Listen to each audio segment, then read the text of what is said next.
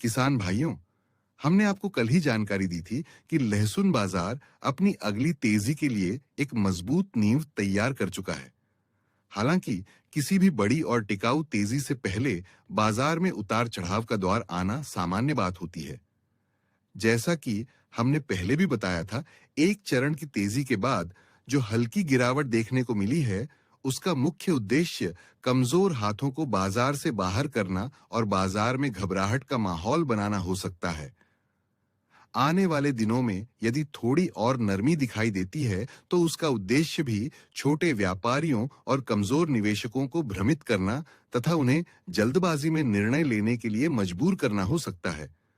अक्सर बाजार में ऐसी परिस्थितियां बनाई जाती हैं जिनमें छोटे व्यापारी या तो कम भाव पर माल बेच देते हैं या फिर लाभ छूट जाने के डर से ऊंचे भाव पर खरीदारी कर बैठते हैं।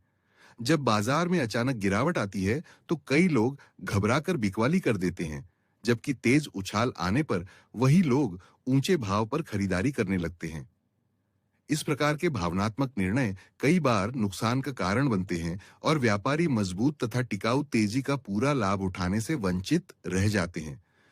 बाजार का सामान्य स्वभाव यही होता है कि पहले भावों में तेजी आती है, उसके बाद बड़े व्यापारी और मजबूत हाथ मुनाफा वसूली करते हैं, जिससे बाजार में हल्की नरमी दिखाई देती है।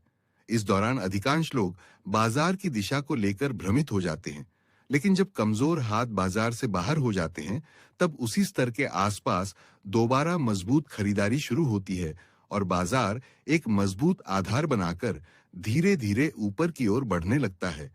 इसी प्रक्रिया को तेजी का ट्रेंड कहा जाता है, जिसमें बाजार बीच-बीच में उतार चढ़ाव दिखाते हुए भी अपनी मुख्य दिशा ऊपर की ओर बनाए रखता है।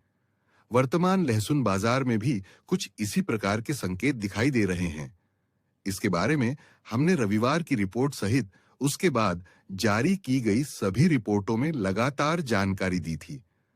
बाजार की गतिविधियां ये संकेत दे रही हैं कि मौजूदा स्तरों पर एक मजबूत आधार बनने की प्रक्रिया चल रही है।